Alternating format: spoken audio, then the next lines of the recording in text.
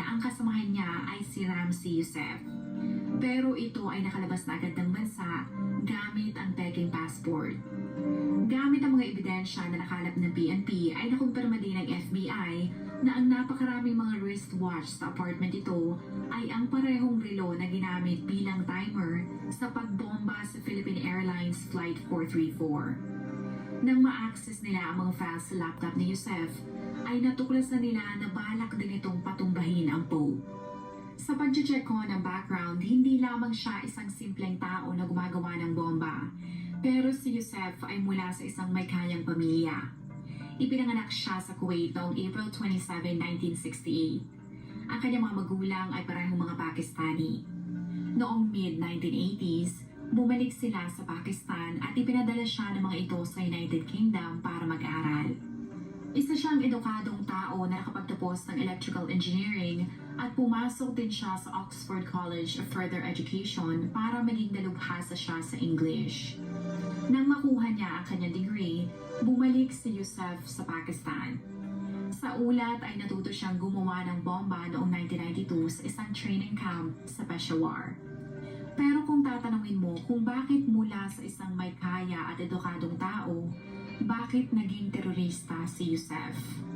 Ang explanation dyan ay dahil sa naimpluwensyahan siya ng mga ideolohiya ng kanyang tiyuhin na si Khalid Sheikh Mohammed o mas kilala bilang Sheikh na isa sa mga miyembro ng Al-Qaeda na pinamumunuan ng kilalang terorista na si Osama Bin Laden.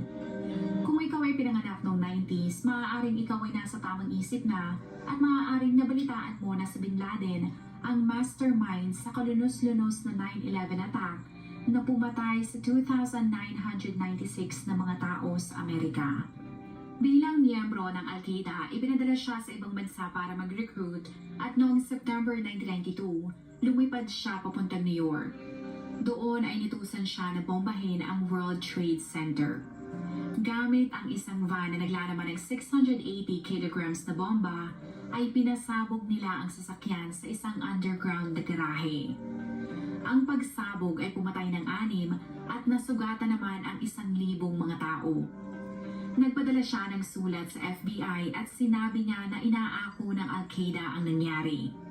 Nakalagay din doon na binomba nila ang World Trade Center dahil sa pangingialam at pagpanig ng Estados Unidos sa Israel.